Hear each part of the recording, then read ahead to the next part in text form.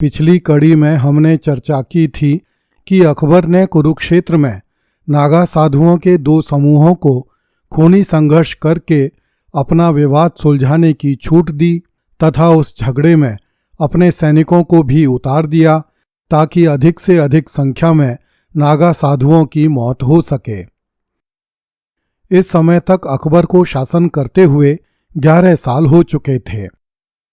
वह तेजी से अपने राज्य का विस्तार करना चाहता था, किंतु अफगान सेनापतियों, मुगल शहजादों, मिर्जाओं और उज़्बेक लड़ाकों द्वारा लगातार की जा रही बगावतों के कारण अकबर का राज्य विस्तार का काम धीमी गति से चल रहा था। इस बीच राजपूताना के अनेक हिंदू राज्य अकबर से अधीनस्थ मित्रता स्वीकार कर चुके थे, किंतु चित्तौड़ का दुर्ग अब भी गर्व से अपना सीना फुलाए हुए निर्भय खड़ा था। चित्तौड़ के प्रशस्त भाल पर उसके शासकों द्वारा विजयी इतिहास के अक्षर इतनी गहराई से टंकित किए गए थे, जिनके कारण अकबर अब तक चित्तौड़ से दूर ही रहा था। ईस्वी 1567 तक अकबर ने उज़्बेकों का दमन कर दिया था। मिर्जा हकीम, मिर्जा सुल्तान, खाने जमा और आसफ खां भी दबाए जा चुके थे। अतः अकबर चित्तौड़ की तरफ बढ़ने की तैयारी करने लगा। अकबर के चित्तौड़ आक्रमण से पहले हमें अकबर के उन विख्यात मंत्रियों एवं सेनापतियों की चर्चा करनी होगी जो इस समय तक अकबर के दरबार में आकर एकत्रित हो चुके थे। इनमें से कई राजपुरुषों का उल्लेख चित्तौड़ के घेरे में होगा।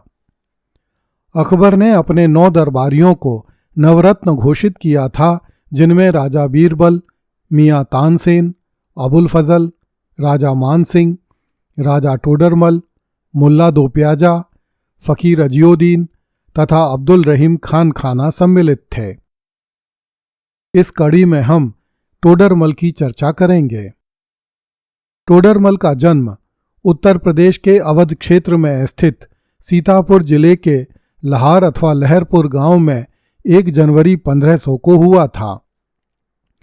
कुछ लोगों ने उसे अग्रवाल, कुछ ने पंजाबी, कुछ ने टंडन खत्री तथा कुछ ने कायस्थ माना है। बिहार प्रांत के पटना नगर के दीवान मोहल्ले में नौजर घाट पर स्थित चित्रगुप्त का मंदिर राजा टोडरमल ने बनवाया था।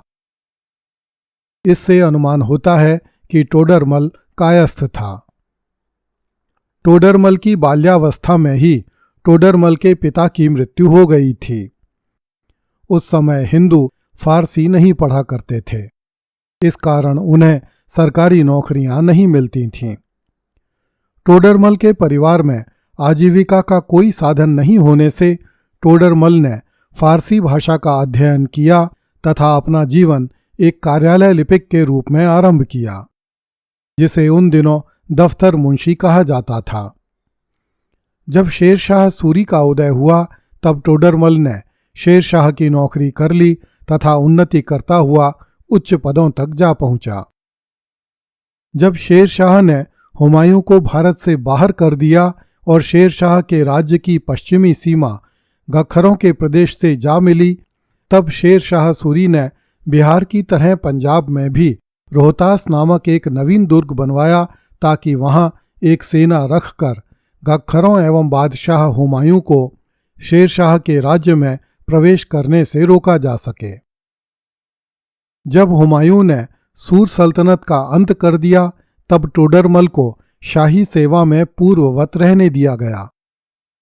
अकबर ने अनुभव किया कि वह अपनी सल्तनत का प्रशासनिक कार्य अफगान अमीरों, उज़्बेकों एवं मुगल शहजादों के भरोसे नहीं छोड़ सकता, क्योंकि वे अवसर मिलते ही बगावत करते हैं।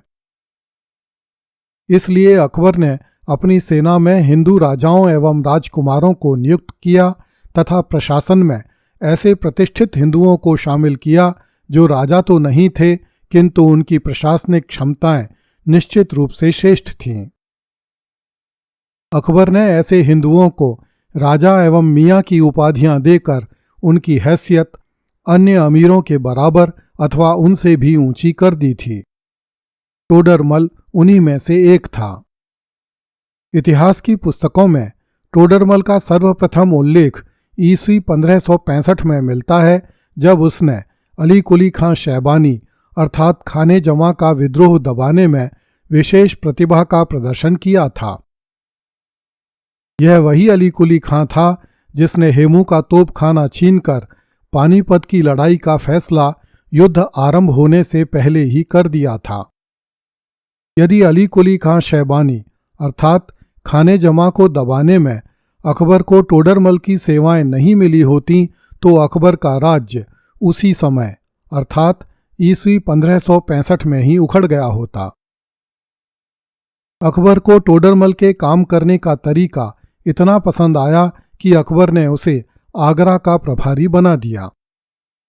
अकबर ने टोडरमल को बंगाल की टकसाल का प्रबंधन करने का भी जिम्मा दे दिया। अकबर ने टोडरमल को दीवाने मुंशरिफ अर्थात वित्त मंत्री बनाया तथा उसे वकील उस सल्तनत अर्थात बादशाह का सलाहकार भी नियुक्त किया। मुगल सल्तनत के 15 सूबों में नियुक्त दीवान राजा टोडरमल के सीधे अधीन काम किया करते थे। अकबर ने टोडरमल को 4000 का मनसब प्रदान किया। यह एक उच्च मनसब था जो अकबर द्वारा बहुत कम सेनापतियों, अमीरों एवं राजाओं को दिया गया था। अकबर ने टोडरमल को राजा की उपाधि दी तथा उसे गुजरात का सूबेदार नियुक्त किया। मुश्किल समय में अकबर ने टोडरमल को पंजाब में कई मोर्चों पर भेजा। अंत में अकबर ने टोडरमल को अपने दरबार के नवरत्नों में सम्मिलित कर लिया। टोडरमल अकबर के हिंदू दरबारियों में पहला था जिसने धोती कुर्ता छोड़कर मुगलों की तरह बरजू, चोगा और मोजे पहनने आरंभ किए। टोडरमल ठाकुर जी को भोग लगाए बिना भोजन नहीं करता था। एक बार किसी यात्रा में किसी व्यक्ति ने टोडरमल के ठाकुर जी की प्रतिमा चुरा ली। इस पर टोडरमल ने अन्न जल का त्याग कर दिया। जब अकबर को यह बात ज्ञात हुई तो उसने टोडरमल से कहा कि प्रतिमा चोरी गई है, ठाकुर जी अब भी सभी स्थान पर मौजूद हैं। इस तरह आत्मघात करना उचित नहीं है। इस पर टोडरमल ने अन्न जल ग्रहण करना आरंभ कर दिया। ईस्वी 1567 में चित्तौड़ दुर्ग के घेरे में राजा टोडरमल की भूमिका इतनी महत्वपूर्ण थी कि जहां लाखेटा बारी का मोर्चा स्वयं अकबर संभाल रहा था, वहीं सूरजपोल की तरफ का मोर्चा राजा टोडरमल संभाल रहा था। हल्दी घाटी के युद्ध से पहले ईस्वी 1576 में महाराणा प्रताप से मिलने के लिए अकबर ने अपने जिन 2 प्रतिनिधियों को गोगुंदा भेजा था, उनमें राजा मानसिंह तथा राजा टोडरमल ही सम्मिलित किए गए थे। टोडरमल ने अकबर के राजस्व प्रबंधन को चुस्त एवं दुरुस्त बनाया। राजा टोडरमल द्वारा चलाई गई कुछ परंपराएं तो आज भी भारत के राजस्व प्रशासन में प्रचलित हैं। टोडरमल ने उत्तर प्रदेश के सीतापुर जिले के लहरपुर में अपने लिए एक दुर्ग महल का निर्माण किया था।